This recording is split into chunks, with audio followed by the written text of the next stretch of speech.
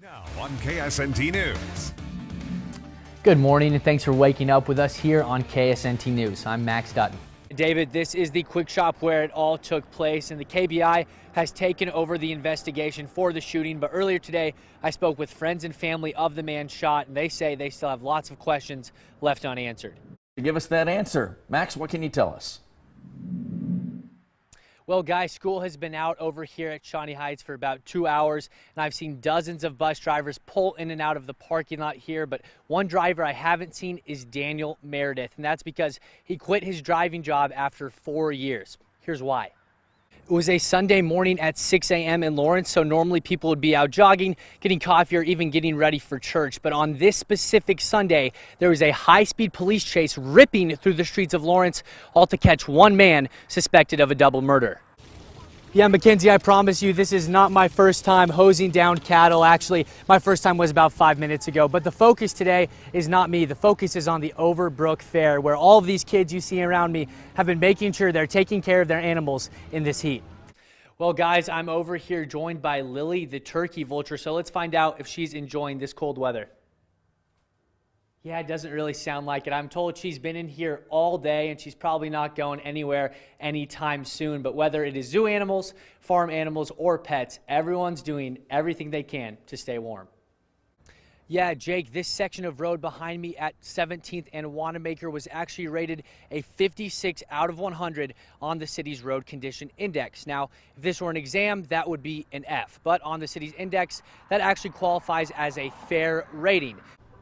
Mackenzie, I actually stumbled upon the Baker household after this morning's hearing, and I sat down with the former police chief. He tells me what's going on here is just plain wrong.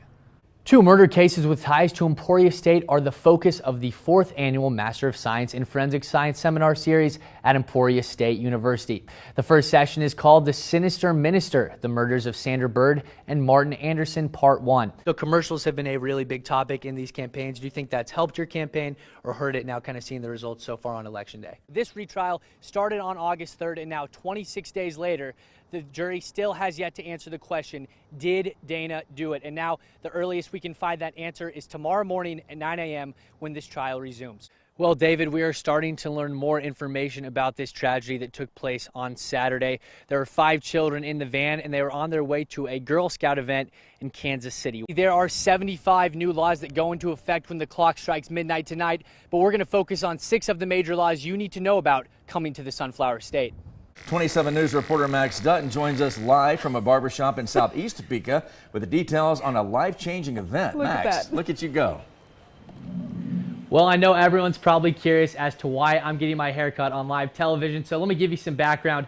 Earlier today, I was here for the grand opening, and Raymond asked me if I needed a fresh fade, so I'm just here taking him up on his offer. But he has been a free man from prison for over 20 years, but now he tells me today he's the most free when he's in his element cutting hair. Raymond Fox has had clippers in his hand since he was 11 years old. After watching his grandfather in the barbershop, it became Raymond's dream to follow in his footsteps. That dream was cut short after Raymond spent many years in and out of prison. In my heart, I wanted to change. I wanted to do it, but my fleshly desires, I was chasing the desires of my flesh, which was destroying me. While in prison, Raymond hit his breaking point. He needed help. He credits his faith and his support staff for helping him turn his life around. Part of that support staff was his probation officer. I knew deep down there was something there. Whew. I told you. And he proved it. He proved it to everybody. Fast forward 12 years later, and Raymond is now living his dream. The owner of Fox the Barber Fades and Shaves. If you stay the course and continue to pursue your dreams, that you can do it. They all want that fresh fade, and so, you know what I'm saying, they come to the Fox, they come to the Fox the Barber, the doctor, so you're sitting in my chair now, I'll keep you here for 2 hours, I'm taking my time so we can talk. What's on your mind? Raymond continues to use his story to inspire others. It's the people looking up to him that keep him going.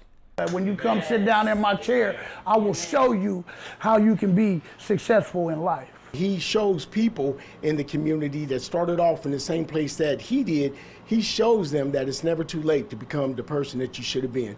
Raymond's probation officer is still by his side 12 years later, but this time as a friend. I'm over the moon. So proud that now I can call him my friend.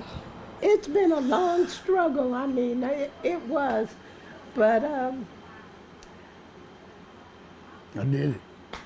it does.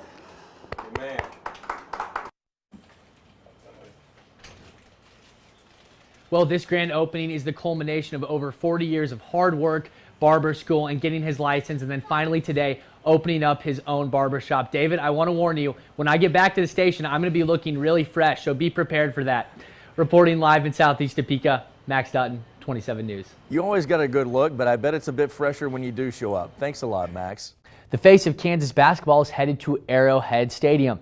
Coach Bill Self will act as the drum honoree for tonight's game between the Kansas City Chiefs and the Las Vegas Raiders. A recent Chris Kobach campaign ad accused candidate Kelly Warren of donating to a Kansas City Democrat. Earlier today, Warren shared her thoughts on the ad in an exclusive interview you're only going to see here on 27 News.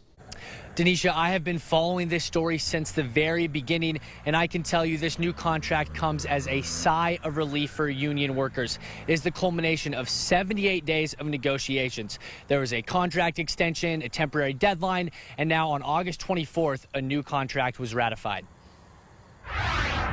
We talked about one contract for all, and I think they came back with what they said they were going to do. After a back-and-forth battle between Goodyear headquarters and union members, one thing is clear. I think it's a good contract. It's a good contract. Yeah, it's definitely a good contract. It's a very good contract, and folks are going to be making money out of it. Shawnee County election workers are learning a lot of things this morning, but some of those include learning how to check voters in on the electronic poll book, grabbing their ballot, submitting it on the express vote, which is just one option they have. They also have the option of using a paper ballot.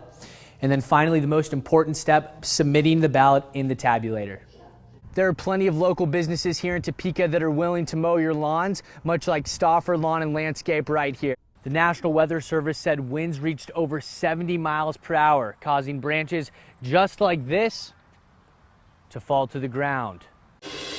Over the last couple of months, we've become very familiar with seeing political signs in people's yards. Now, whether or not those actually make a difference in the election is up for debate. But one thing that isn't up for debate is that this ordinance says they need to be taken down. If after the campaign's over, I think there are people who at the legislature that thought it's important that there be a limit to how long they'll stay there. Shortly after the primary, the city of Topeka released a sign ordinance requiring all political signs to be taken down. One Topeka resident was unaware. No, I didn't know anything about the sign rule until you knocked on my door.